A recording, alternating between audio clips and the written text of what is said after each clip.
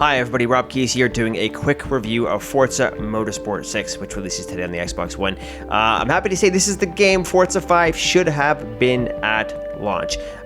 It makes up for a lot of the omissions and what I thought were shortcomings of that game. And one of those things is the number of cars. Right off the bat, there's, I think, more than double the cars Forza 5 has, at least 450 cars. And yes, all of them are fully detailed exterior and interior, and you can pull them all up in the game's trademark Forza Vista mode. We can take a look at this Mustang right here, for example, and open the door, and we can get all up inside it. And yes, all the dials and the dash work for all of the cars, and if I press A, we can listen to the engine, and all of them have authentic sounds as well, which is awesome. When you're on the track, I like to play in cockpit view, in car view, just like this, but of course you can use the different camera perspectives from the hood to different third-person perspectives, all that fun stuff. In addition to the cars, there's also 25 tracks, 10 of them entirely new to the franchise.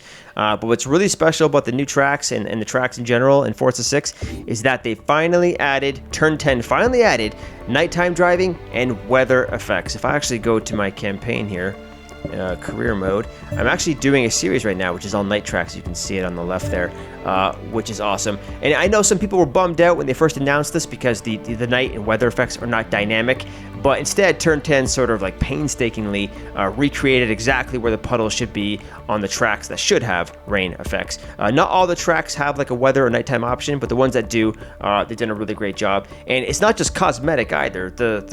Oh my god, the rain actually has a profound impact on driving, just like seeing the window wipers going back and forth on the in-car view and seeing the pellets of water hit the window.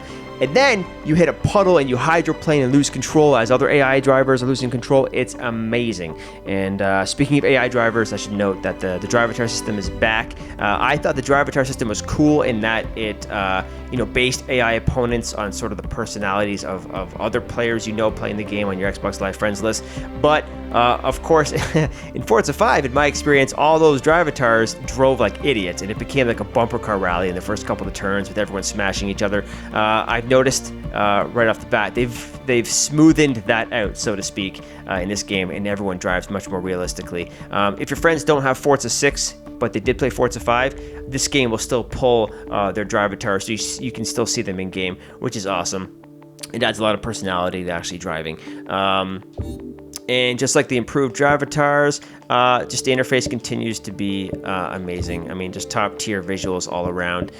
Fast loading times too. It's super slick, gorgeous. It's the best looking and easiest to use and fastest interface of any racing game ever. It's just awesome. And yes, speaking of the presentation, Top Gear does return. For those wondering, Jeremy Clarkson, of course, who actually was part of this game when they were developing it, let's just say he parted ways with the Top Gear program and the BBC network.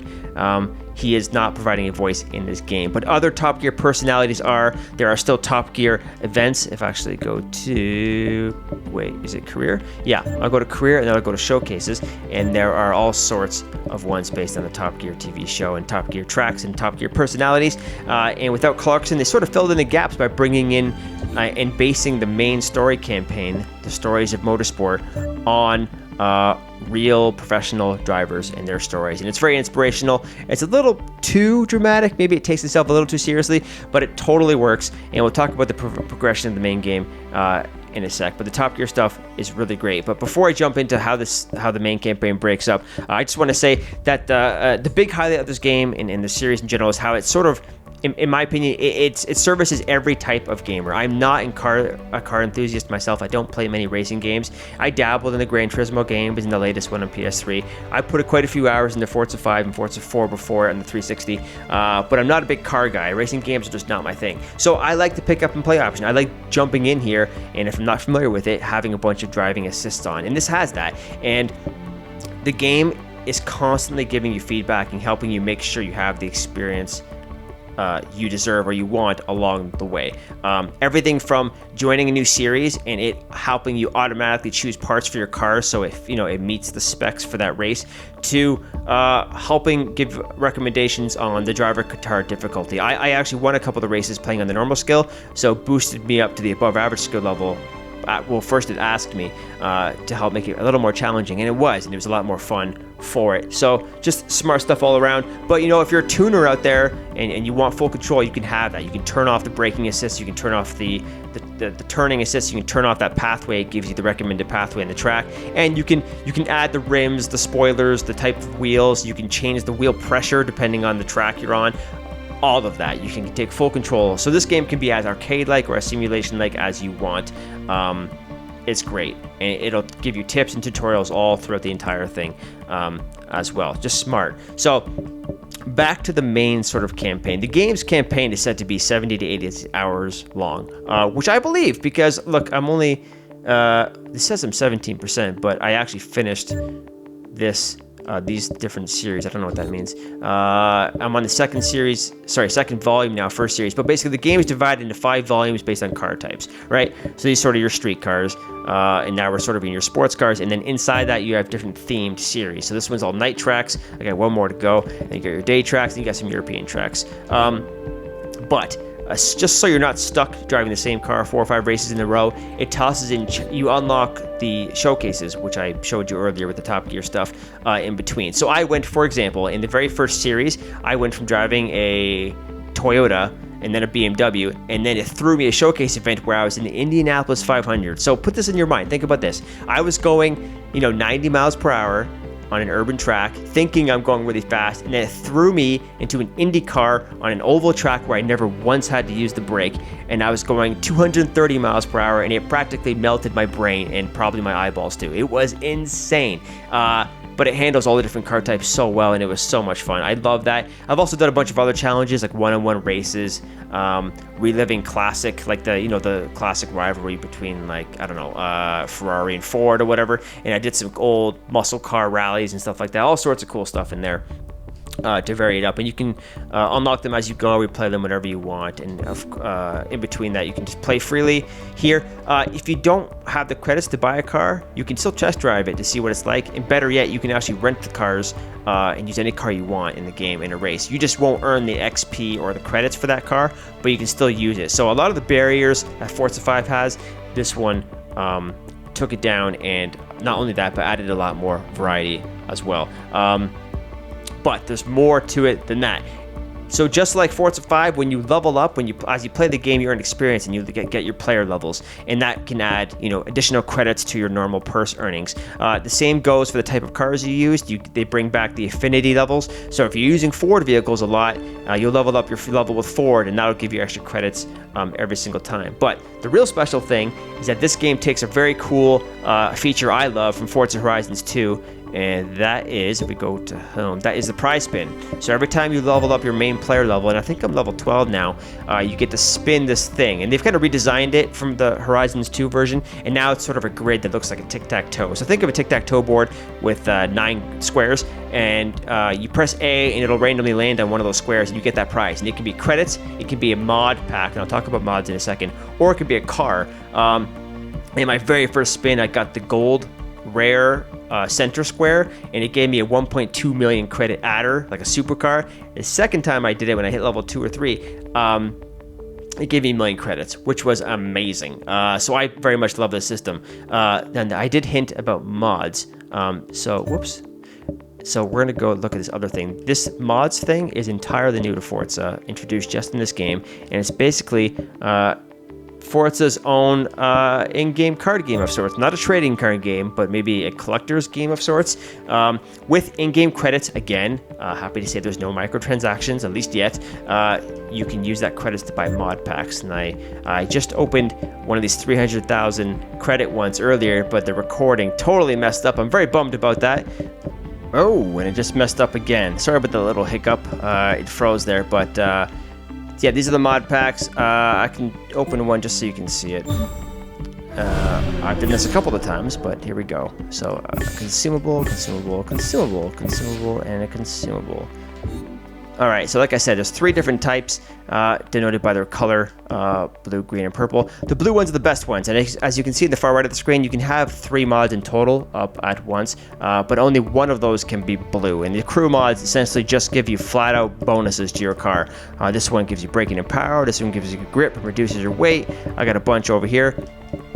Same thing, different combinations of weight, power, braking, and such. Most of them, though, the more common ones are sort of track specific. There are 25 tracks, like I said earlier. So if you're on this track, you're probably going to want this one because it reduces your weight 10% if you're on that Watkins Glen track. So I can put that on as an example. The green ones are one-time uses. They're all consumables. A lot of them give you boosts for your cars or challenges like this one here. If you get perfect passes, which I'm terrible at, I usually smash into cars, you get extra money for every pass you do correctly, up to a certain amount. There's more over here, so you can get some other ones. This one just gives you flat. If you beat the race, or just to complete a race, I guess, and you have this on, you get just flat out bonus XP. So that's what you get. The more interesting ones here are the purple ones, which add another layer of challenge and another dynamic to the game.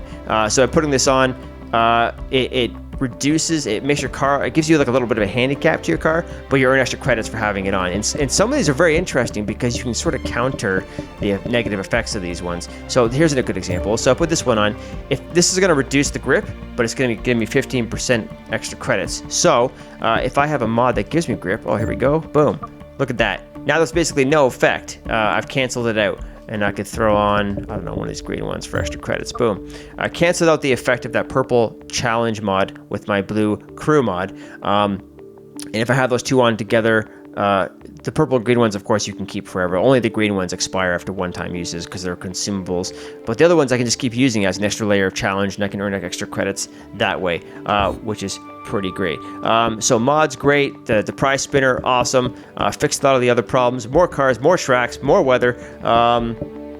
All great stuff all around. But look, I will say though, when it comes to credits, I do still think, and this is a negative I had with Forza 5 as well, that the rate at which you earn credits from races is still too low. A lot of the cars, especially the higher end cars, are super expensive, and if you're only earning 10, 15,000 credits and you want to buy a million credit card, it doesn't really make sense, it doesn't compute. So it's nice that they added the prize wheel, but it's weird that the prize wheel is almost necessary to get high earnings of credits, at least so far. So it's a bit of a grind there, but still I am happy there were no microtransactions involved with that in any way. I just wish there were more ways to earn credits, or I would just boost up the purses for the races. The other thing is that the customization options for the cars are pretty great. It's the same as Forza 5. You can paint all the pieces of your car. Yeah, you can add, here, I'll just go take a look.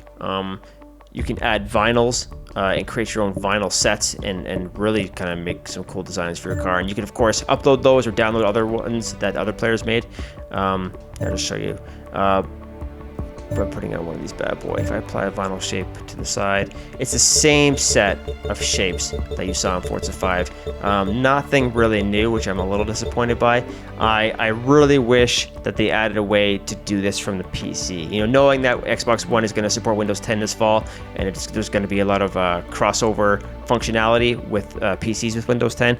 I almost wish that you could use like the Turn 10 website or the Xbox Live website and upload your own vector images or use a mouse and keyboard to design these things, instead of having to use an Xbox controller and do all this manual process for every single decal you want on, so you can move it around. It's all the same stuff as before. Spin these bad boys, you can change your perspective, you can make it a little break, and you can add tons of decals all over the car, the hood, the bumpers, the sides, and you can mirror the sides if you want to make it a little easier. So that's that. I typically just kind of download the more dynamic designs that the players make, just because I don't want to spend too much time doing that. I do wish there was an easier way to do that, but what they have is very comprehensive. You can still design the car you want. You're just gonna have to spend a lot of time doing that. And in the end, I think that speaks volumes to what I'm gonna say is my final thought. But this game is pretty much what Forza 5 is, and like I said at the top, should have been. It's just more of that and better, and the stuff that you really wanted that was missing, they added that in and slightly improved some of the other things. But the game looks and plays and feels exactly like Forza 5. So if you're a Forza fan and you want more of that, this is a must buy. If you're looking for a racing game on the Xbox One and you don't have one yet, this is a must buy. It fixes all of the major problems Forza 5 has. It is, easily, hands down, the best current gen racer, and it might even be, for me, the best racing game ever. even if it doesn't innovate too much upon its predecessors. You know, I know a lot of people are not loving the idea of annualized Forza games as these core installments alternate between the Forza Horizon games. So I can't give this one, even though it may be the best, it's how it got here. It's just taking a few extra steps from what Forza 5 was. It's still a little weird, but this game totally makes up for it. So if you don't have Forza 5 and you want a Forza game, you gotta get this one. You'll be a happy buyer. If you were bummed with Forza 5 and you don't want to pay more money because you're satisfied with what you have, I totally understand, and I'm almost with you. But for everyone else, this is a beautifully polished game. Quabbles about the credits and customization options and some of the weird overly dramatic campaign stuff. It's a fantastic freaking game. So an easy recommendation for me. And that's it for this quick review. It's not so quick after all, I guess, but there are so many games that came out in the last few weeks and so many more coming as we approach the holiday season. So I really wanted to get some words out about this one, and I'll try to do it for a couple of the other bigger ones too. I haven't even started Metal Gear Solid yet, and tonight Destiny's Taken King expansion comes out too. And of course, we got Star Wars Battlefront on the way, lots more to come. So if you want to see more videos like this where I kind of share my thoughts on games, just leave a comment, like, and subscribe. I love reading your comments, so just say anything, just say hi, and I'll be like, what's up? And if you want to play this game with me, on FailCube on Xbox Live, so just let me know in the comments, and maybe we can play some time and race each other in our custom rides. Until next time, see you guys. Cheers.